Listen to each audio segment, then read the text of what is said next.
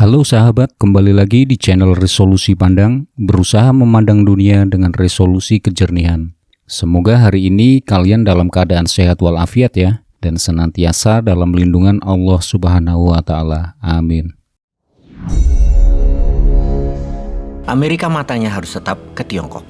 Jangan lengah, karena perang di Ukraina panjang adalah maunya Tiongkok. Rusia adalah pionnya Tiongkok. Sebuah kalimat di awal provokatif sekali. Biasanya informasi begini bosman langsung gas dengan informasi selanjutnya, di mana banyak yang komentar, sok tahu lu bosman.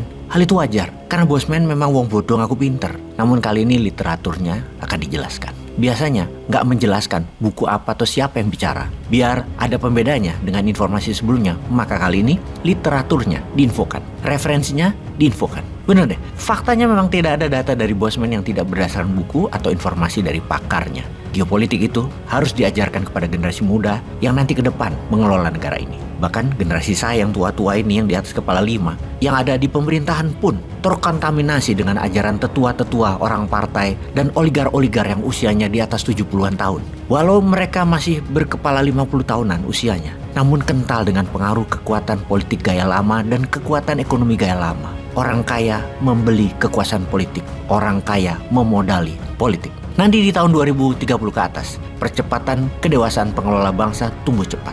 Maka di tahun 2019 dan 2029 adalah sekarang masa mengisi ilmu seharusnya ya. Kegelisahan saat ini bukan hanya masalah politik identitas yang didengungkan, yang dilakukan oleh pihak kanan, kata pihak kiri. Sementara oleh pihak kanan agamis menuduh bahwa pihak kirilah penyebab politik identitas terjadi. Pihak kiri adalah istilah mereka yang ideologi sosialis. Pihak kanan adalah mereka yang punya istilah pada ideologi kaum agamis. Dalam hal ini ya, dalam kali ini. Pihak kiri adalah incumbent. Saat ini yang partai pendukungnya adalah kiri, aliran sosialis. Di mana pihak kanan agamis menyerang kaum sosialis yang juga sebenarnya kaum minoritas, entah keturunan Tiongkok atau minoritas agama non-muslim.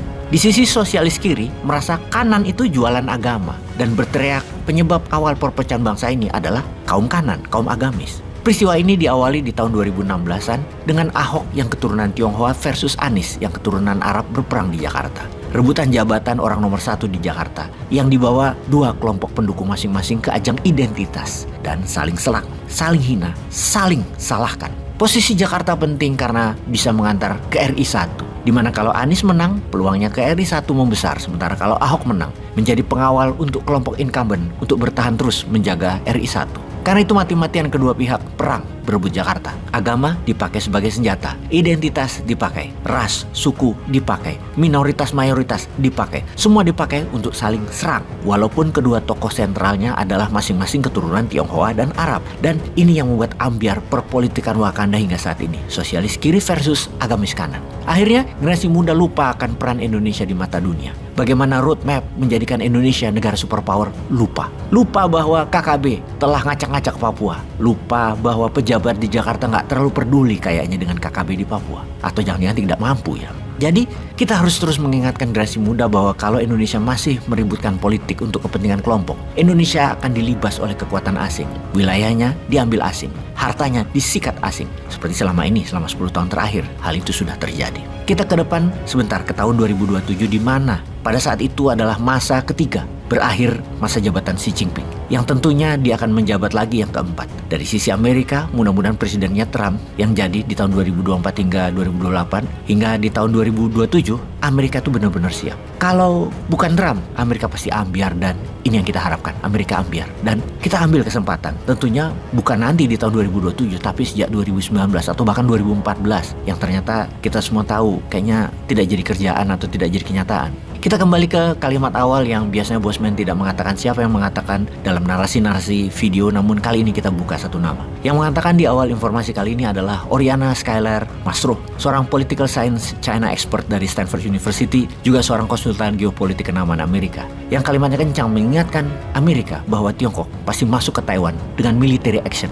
Oriana mengatakan bahwa yang mengendalikan Rusia adalah Tiongkok. Rusia itu jadi pion Tiongkok untuk memiskinkan Amerika melalui Ukraina atau proxy war, membuat sekutu barat, Amerika dan Eropa inflasi di atas 50% adalah Tiongkok. Taiwan pasti diserang dengan kekuatan militer oleh Tiongkok sebelum tahun 2027, paling lama tahun 2027. Alasannya, karena Tiongkok harus menjadi one country one system. Dalam masa jabatan Xi Jinping hal itu harus terjadi. Ini adalah sebuah prestasi yang tidak bisa dilakukan oleh Mao Zedong dan Deng Xiaoping, pendahulunya. Tidak ada lagi one country two system, demokrasi dan komunis tidak ada lagi. Oleh Tiongkok harus satu country, satu sistem, komunis. Dalam perang Taiwan nanti beda dengan wilayah Eropa yang perang darat, beda dengan wilayah Timur Tengah yang juga perang darat. Walau jauh dari mainland Amerika, mobilisasi ke Timur Tengah memakan waktu 3 bulan bisa dilakukan karena banyak mitra Amerika di dekat kawasan, apalagi Eropa, mudah memobilisasi dan cepat. Catatan untuk semua negara Timur Tengah, dulu Amerika punya Saudi sebagai pusat mobilisasi. Kembali ke Taiwan. Perang di Taiwan adalah naval war atau perang laut, di mana Tiongkok hanya cukup 3 hari untuk memobilisasi dan menyerang Taiwan.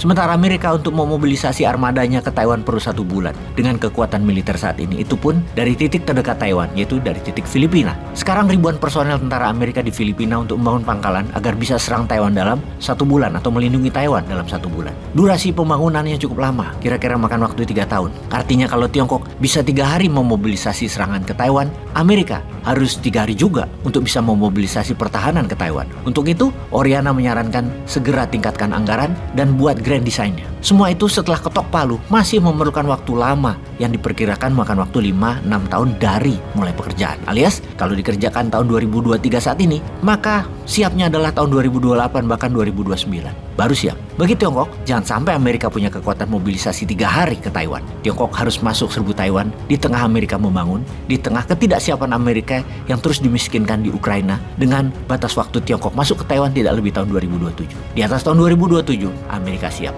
Sahabat, dengan informasi kali ini, Indonesia sudah siap ambil peluang. Atau wondering, bingung, malah bertanya, aya naon ieu? Peace. Oke sahabat, jika informasi ini bermanfaat bagi Anda, jangan lupa untuk subscribe, like, dan share ya. Terima kasih. Wassalamualaikum warahmatullahi wabarakatuh.